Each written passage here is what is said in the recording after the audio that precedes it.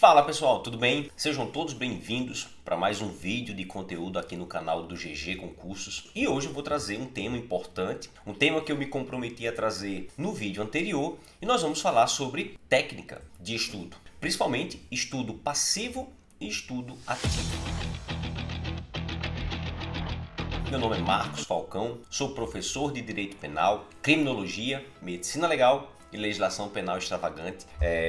Fiquem comigo até o final. Desde já agradeço pela atenção. Se vocês quiserem receber mais conteúdo, se quiserem estar antenados com tudo que for publicado e seguir o nosso canal, é só clicar aqui, ativa o sino. Passa também esse conteúdo para pessoas que você sabe que ele vai ser útil, que vai acrescentar e agregar na jornada de preparação. E vamos juntos falar sobre estudo passivo e estudo ativo. Pessoal, vamos falar sobre a diferença entre fazer e saber fazer, coisas diferentes, né? Vamos falar direto sobre estudo passivo e estudo ativo e no final uma breve conclusão. Pessoal, vejam, a ciência, especificamente a neurociência, vem ao longo de muitos anos se debruçando sobre o cérebro, especificamente sobre como o cérebro absorve informações, transforma isso em conhecimento e armazena na memória, de curto, de médio e de longo prazo. Então tem diversas teorias, diversos estudos e etc. Um desses segmentos diz respeito à forma como você absorve o conteúdo, como você tem acesso à informação, como você trabalha essas informações ao longo de um período curto, médio ou longo, como ela entra na sua cabeça, como ela se instala lá dentro, como é que você resgata isso, como é que você mantém, enfim, de diversas formas. O que a neurociência já nos trouxe, e isso é consenso, é que existem formas que você utiliza e que são menos eficazes e tem formas mais eficazes para o estudo. Tranquilo, pessoal? E o que a gente vai falar hoje? São as formas que são menos eficientes e mais eficientes. Para quê? Para você poder, dentre as dicas, adotar aquelas que mais se adequam ao teu perfil e, óbvio, ter mais resultado e ganhar a tua aprovação. Ganhar não, né? Garantir depois de muita luta e esforço. Perfeito, pessoal? Então, feita essa breve explanação, eu queria que vocês prestassem atenção em dois exemplos. Duas pessoas decidem correr. Uma delas compra um livro grosso, 990 páginas, e vai para um canto sossegado, abre a introdução e começa lá devagarinho a absorver aquelas informações. E aí ele começa com a parte teórica, conceitos e etc. Depois ele parte para o primeiro, que vai falar sobre os fundamentos da corrida, movimentação, depois vai para a respiração, movimento de braço, movimento de perna, circuitos longos, curtos, técnicas para isso, técnica para aquilo, etc. Essa é a primeira pessoa. A segunda pessoa, ela decide que ela também quer correr. Só que ela vai numa loja de calçados, ela vai numa loja de materiais esportivos, chama o vendedor e fala: cara, eu quero correr, nunca corri e eu queria dicas. O lojista, o vendedor, vai até a vitrine e fala: ó, esses são os melhores tênis, esses aqui são os valores, isso aqui tem esse conforto, tem essa tecnologia, tem a palmilha em gel, tem isso, tem o cadastro, tal. Além disso, tem esse short, tem essa blusa, tem essa squeeze para água, tem esse carbogel que você pode levar. Tá, então quero tudo. Ela chega em casa, se parametra toda e sai pra rua. E vai correr. E aí corre o primeiro dia, sente muita dificuldade, dores, cansaço, dificuldade de respirar, meio desengonçado, mas entende que deu o primeiro passo. No dia seguinte, volta pra pista e novamente aquela mesma dificuldade. Só que depois de um mês, ela já está correndo, já consegue controlar o ritmo, já sabe a sua cadência. No segundo mês ela já pensa: poxa, agora eu já posso esticar um pouco mais. Pessoal, quem de fato aprendeu a correr? Quem de fato está fazendo alguma coisa realmente eficaz para a corrida? Quem comprou um livro e está sentado em casa ou quem foi para a rua correr? Óbvio que é quem foi para a rua correr. E é isso que eu estou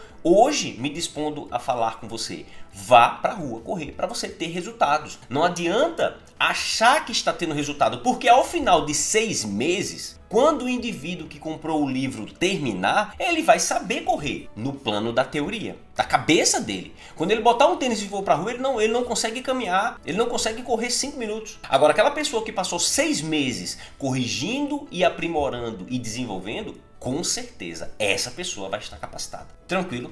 Isso, pessoal, é a grande diferença entre estudo passivo e estudo ativo. Alguém que passa 6 meses, 1 ano, 2 anos estudando de maneira passiva, com técnicas de estudo passivo, vai chegar ao final e não vai ter resultados e vai se frustrar. A pessoa que comprou um livro, quando colocar um tênis e for correr, vai dizer, poxa, comprei um livro, mas não consegui correr. Vai se frustrar e vai desistir e vai para outra atividade e vai fazer errado de novo. A pessoa que estuda de maneira ativa, ela vai fazer o concurso e ela vai ter um resultado. Se o resultado for a aprovação, e é isso que a gente espera, é isso que a gente... Ótimo! Se o resultado for a reprovação, ela vai saber, estou no caminho certo, é só adaptar. Tranquilo, pessoal? Perfeito! Então, é isso que a gente vai falar hoje, é para você calçar o seu tênis, para você utilizar as técnicas que vão ser passadas e ter o seu resultado.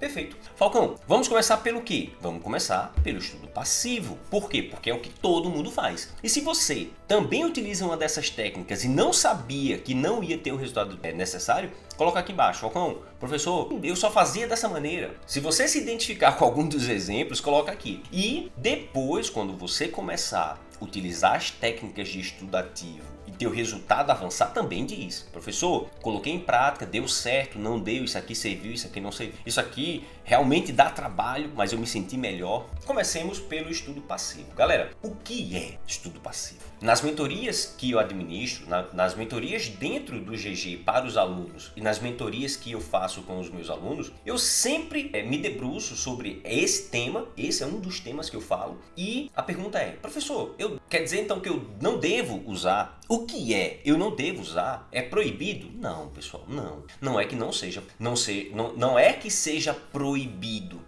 Por exemplo, comprar um livro para aprender a correr não é proibido, muito pelo contrário, vai te dar um fundamento muito bom. Só que quando você sair do primeiro capítulo que passou técnicas para determinada coisa, você tem que treinar essas técnicas, colocá-las em prática ativamente para você saber se aquelas técnicas vão ser adequadas e se você vai se adaptar a elas. É igual ao estudo. Tranquilo, pessoal? Estudo passivo é uma forma de você ter contato com a informação. É uma maneira de você acessar um conteúdo. Só que ela deixa diversas brechas. Cada uma das formas que eu vou passar aqui, ela deixa diversas brechas, lacunas. E elas não são eficientes a longo prazo. Que é um problema gravíssimo no concurso público. Por quê, Falcão? Porque a gente não sabe quando vai passar. Pode ser no próximo concurso, mas pode ser no outro. E esse outro pode demorar anos. Você tira como exemplo aqui no Rio Grande do Sul. O último concurso para agente da Polícia Civil foi em 2018. Nós já temos 6 anos do último para cá. Quem estava ou quem está aguardando esse concurso não tendo sido aprovado no anterior, ou seja, quem foi reprovado em 2018 são 6 anos. 6 anos de batida. E se você está estudando de maneira passiva, esses 6 anos a matéria já vai ter diluído. E o que a gente quer? É que a matéria fique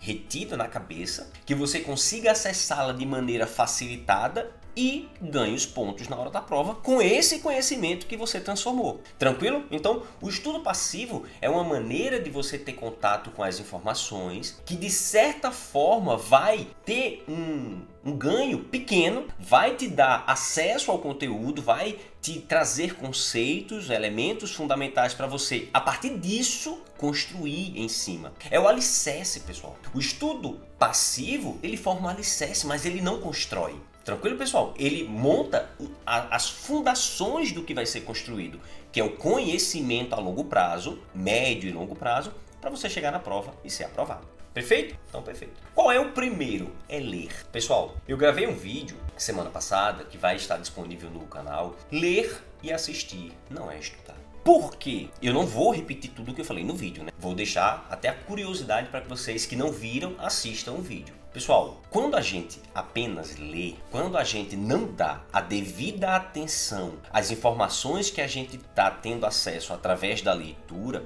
o nosso cérebro, da mesma forma que a gente tem acesso, ele descarta. Com a mesma facilidade que o cérebro acolhe aquelas informações, ele também consegue descartar. Por quê? Porque ao longo do dia nós somos bombardeados por milhares de informações. Desde o momento que a gente acorda até o momento que a gente dorme, os nossos olhos, o nosso cérebro, tudo, os 5 sentidos estão bombardeados de informação. E essas informações vão se somando. No final do dia, o cérebro faz um trabalho de descarte. O que é lixo vai para o lixo, o que é importante vai para uma área ser guardada para depois ser aprimorado. E depois, até mesmo essa parte mais importante, se você não cuidar, ela vai ser descartada para uma área do cérebro que não faz sentido. Faz sentido você ter acesso à informação e depois esquecer. E não é esquecer no sentido de eu nunca vi ou não lembro.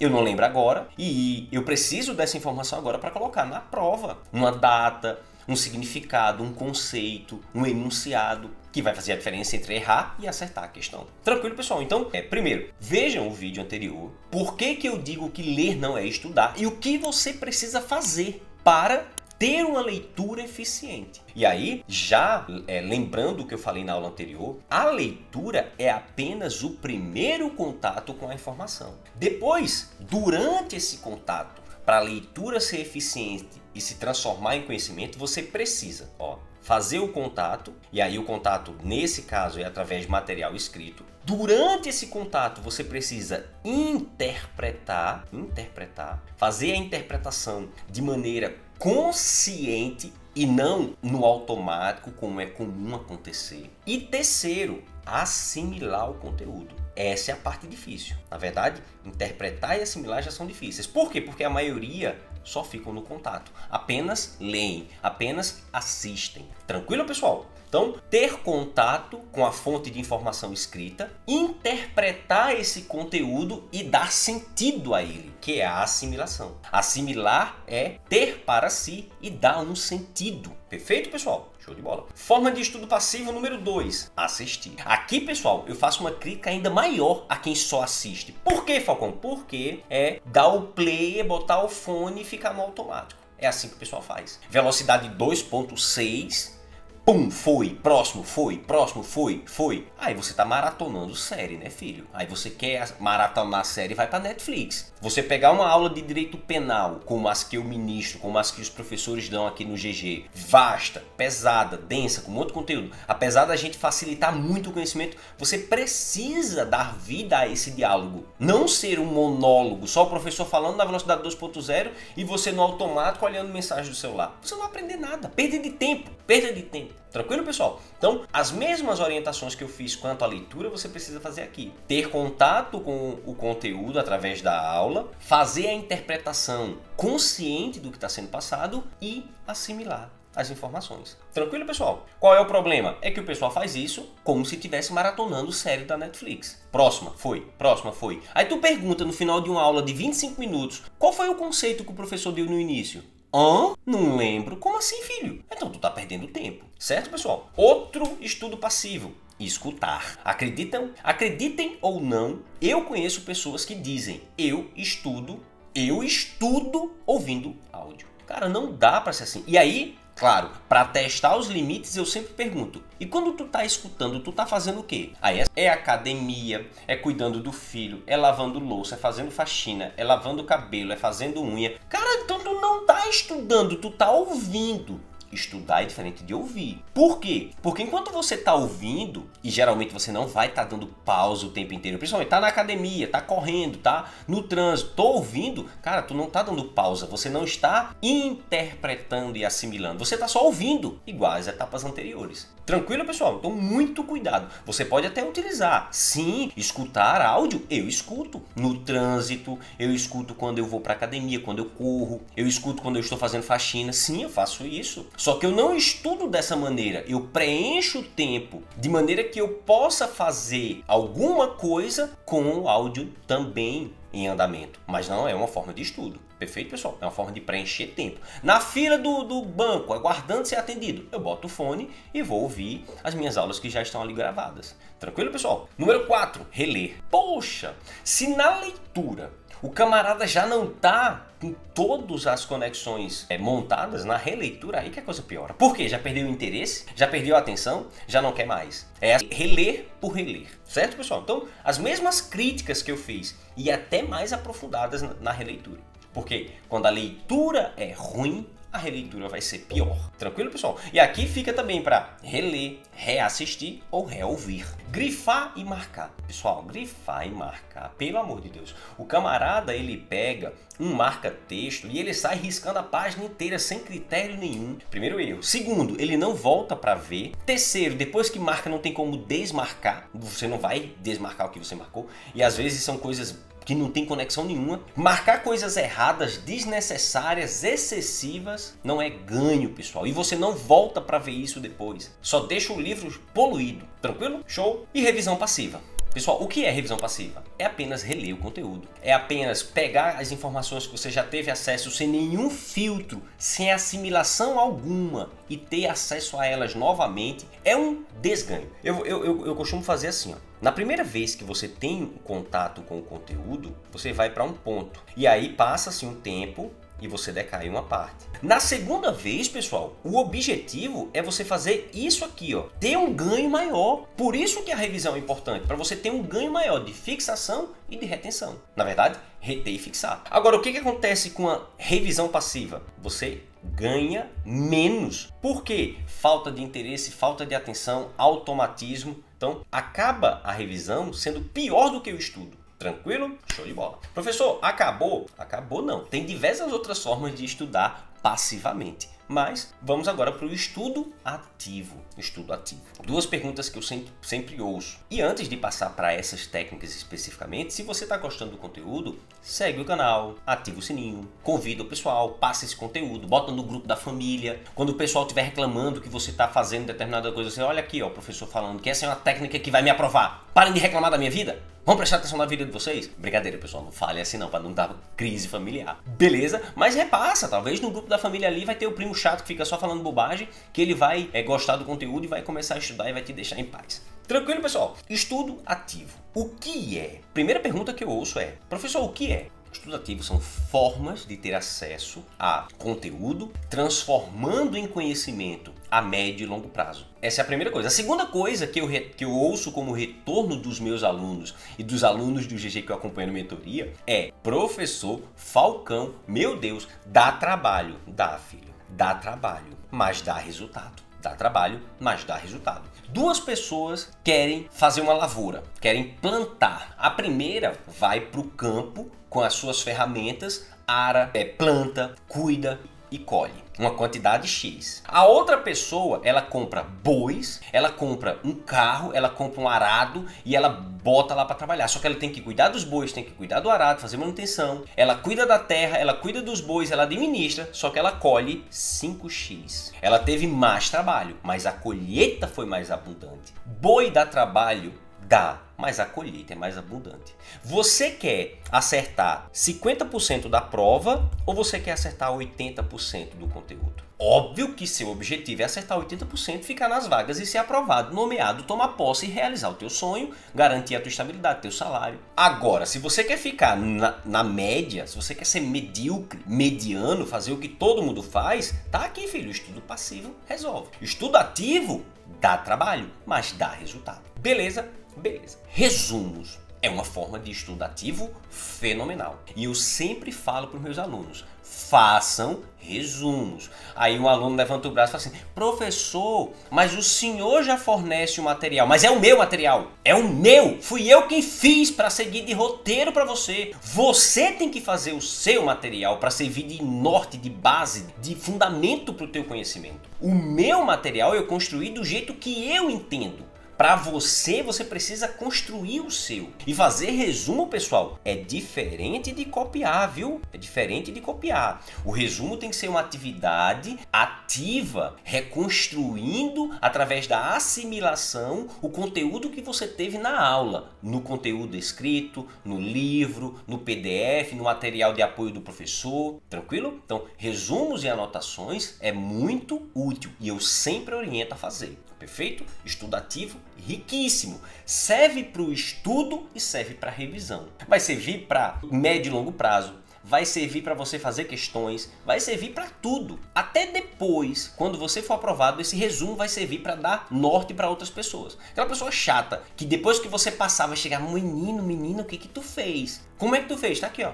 Segue meus resumos. Aí, ó, meu resultado. Tranquilo, pessoal? Mapas mentais. Mapas mentais é outra técnica fenomenal. Você cria um conceito central, por exemplo, poder de polícia. Daqui você puxa o conceito. Daqui você traz os elementos. E aí você puxa os elementos. E esse mapa, ele vai se estendendo, formas de exercício, controle, e ele vai puxando. Galera, eu tenho certeza que com o mapa mental criado por vocês, o conhecimento vai se consolidar como uma imagem na cabeça. E eu garanto, é muito mais fácil memorizar e relembrar de uma imagem do que de palavras. Perfeito? Não compre mapa mental pronto. Se você comprar mapa mental pronto, não vai servir para o objetivo. Pode até ser bonitinho para criar lixo na sua casa ou no seu computador, mas efetividade nenhuma. Não utilize inteligência artificial para fazer os seus mapas mentais, porque quem vai ficar inteligente é a inteligência artificial e não você. Mapa mental só serve para quem faz. Tranquilo, pessoal? Terceiro, flashcards. Flashcards é fenomenal. Pessoal, essas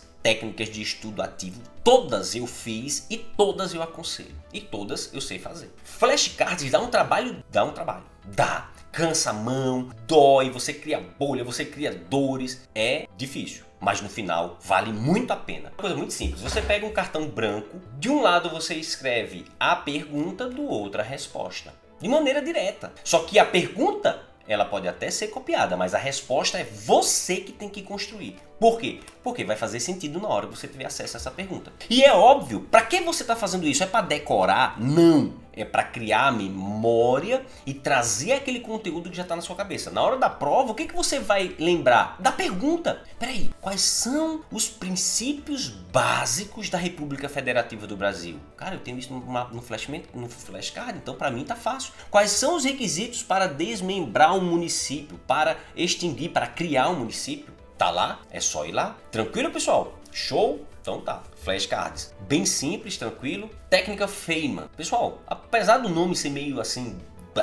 nada mais é do que explicar o conteúdo com as suas próprias palavras. Eu sempre faço isso em aulas presenciais. O que você entendeu sobre o conteúdo? 90% dos alunos fazem cara de como assim? Cara, eu acabei de dar aula sobre o conteúdo. O que você entendeu? Professor, não entendi. Velho, aí você me quebra. Com todo respeito, o que eu tô fazendo aqui na frente, passando o conteúdo, quando chegar ao final você não conseguiu fixar nada do que eu falei em 30 minutos, você tá desperdiçando seu tempo e sua vida, porque eu tô sendo pago para estar aqui. É isso que eu sempre falo. Por quê? Para quê? Para ser ignorante, para ser bruto? Não, para chamar a responsabilidade do aluno. Perfeito, pessoal? Técnica Feynman é muito simples. É você explicar com suas palavras o que você acabou de ver. Eu gosto e eu utilizo a Turma do Chaves. Eu tenho aqui, pessoal, a Turma do Chaves inteira. Eu só não tenho a Pops, não encontrei a Pops, nem a mãe da Pops, nem o outro que assovia, o Godines. Esse eu não encontrei. Se alguém encontrar, quiser mandar para mim, eu pago frete, pago gasto. Não encontrei ainda, perfeito? É o meu pedido. Se vocês encontrarem a Pops, a mãe da Pops, o Godines, seu Fortunato, mandem para mim. Eu utilizo eles para isso, para explicar. E eu gosto, Chapolin também eu gosto. Porque eu explico para eles. Eu estou sozinho aqui estudando no meu ambiente de estudo. Aqui vocês estão no meu quarto de estudo. Eu explico para eles o conteúdo. Olha, poder de polícia é uma prerrogativa concedida ao Estado para limitar atividades em prol da coletividade. Em prol do geral. Se isso for me perguntado numa prova oral, é só reproduzir o que eu expliquei para o Chapolin. Só que eu não explico 1, 2, 3 vezes. Aí o Kiko vai fazer uma pergunta, peraí, mas qual é a diferença de polícia órgão e polícia administrativa? Opa! Vocês entendem que dá para você fazer isso de maneira dinâmica? E a técnica é bem simples. É justamente dar explicação. Explicar o que você aprendeu com o uso das suas próprias palavras. Óbvio, tem que ser técnico, não pode ser despretensiosamente, porque o que você está fazendo é aprendendo e não numa conversa de bar, jogando numa roda de mesa, jogando conversa fora com seus amigos que não tem pretensão nenhuma. Tem que ser técnico, tem que ter um objetivo de memorizar a informação para que ela se solidifique a médio e longo prazo, certo? Perfeito. Questões. Fantástico. Resolver questões é a confirmação do que você acabou de estudar. Durante as minhas mentorias e durante as mentorias que eu também faço no GG, eu sempre utilizo 3 formas de fazer questões. Primeira forma, exercício. de confirmação. Assim que você termina de fazer o conteúdo, de estudar o conteúdo, tem que fazer questões para saber que o que você aprendeu é aquilo que realmente é necessário para resolver as questões. Segundo, exercício de fixação. 7 dias depois você repete aquele conteúdo através de exercícios para você fixar, é uma forma de revisão. E terceira forma, aprofundamento, que são os simulados que você vai fazer de 30 a 60 dias depois, com conteúdos que você já viu num determinado período. Certo, pessoal? Provas anteriores, conteúdos selecionados através das plataformas. Show? Questões. O que você não pode é fazer questão por fazer ou para bater meta. Eu tenho que fazer 200 questões por dia. Não funciona. Quantidade não é qualidade. Certo? E por último, é uma técnica que eu denomino de estudo útil. Galera, o estudo útil nada mais é do que você resolver problemas reais através do conhecimento teórico que você adquiriu ou vai adquirir. Eu vou dar um exemplo meu. Em 2017, 2018, minha avó faleceu. E aí eu precisei administrar o processo de herança ali. E não era uma herança milionária, muito pelo contrário. Pequenas coisas ali, minúsculas coisas, mas eu não sabia como fazer. Eu não sabia. O que eu sabia? Eu preciso organizar o inventário e a partilha dos bens deixados pela minha avó. Para isso, eu tenho filhos e eu tenho um neto, que seria eu, e eu já sabia que eu entraria na partilha por uma regra específica do Código Civil. O que eu fiz?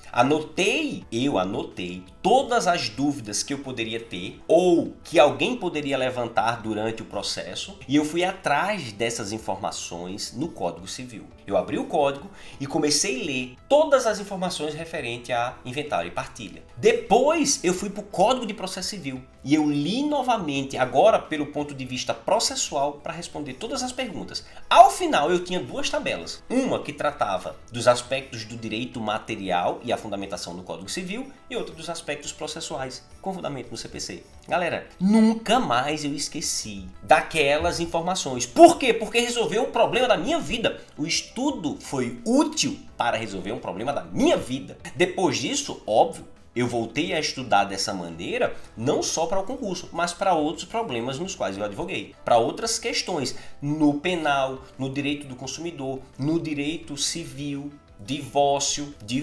Eu atuei num divórcio que eu precisei usar essa técnica novamente. Então, ela pode ser utilizada tanto para você resolver problemas da sua vida, como da vida de outras pessoas, ou casos concretos do dia a dia. Problemas que aparecem na televisão, problemas que surgem no dia a dia. Hoje mesmo, saindo do prédio, eu vi uma informação que poderia ser utilizada pelo estudo útil. Goleiro Bruno recebe indenização por uso indevido do seu nome em um livro publicado por uma editora. Opa! Como assim? Uso indevido do nome? Qual foi? Por quê? De que maneira? Onde é que tem o fundamento? Por que o STF diz isso? Por que o STJ diz aquilo? No final, você vai ter uma base muito sólida de informações necessárias para a tua prova. Tudo isso é para somar conhecimento para você ser aprovado. Perfeito, pessoal? Estudo útil é massa e ajuda muito. Perfeito. No mais, são essas as dicas que eu queria passar para vocês. São esses os caminhos. Professor, eu tenho que abolir completamente o estudo passivo? Não, como eu falei no início do vídeo. O estudo passivo, ele pode servir para você montar uma base, para você criar os alicerces sobre os quais você vai construir o seu conhecimento a longo prazo, certo? Sempre que possível, faça uso de estudo ativo, técnicas de estudo ativo. Essas sim vão te dar um ganho e um conteúdo muito mais aprofundado a médio e longo prazo, tanto em memorização quanto em resgate. Perfeito, pessoal? E mais uma vez, estudo ativo dá trabalho, mas dá resultado. No mais, agradeço muito pela atenção. Sigam o canal, ativem o sininho, passem esse conteúdo para todo mundo, até para quem vocês não gostam. O importante é que eles estudem e se dêem bem na vida, sejam aprovados. Fico por aqui, nos vemos no nosso próximo vídeo. Lembrem-se que a diferença entre sonho e realidade é a quantidade certa de tempo e trabalho, conforme sempre diz o William Douglas. Bons estudos e pau na máquina. Valeu!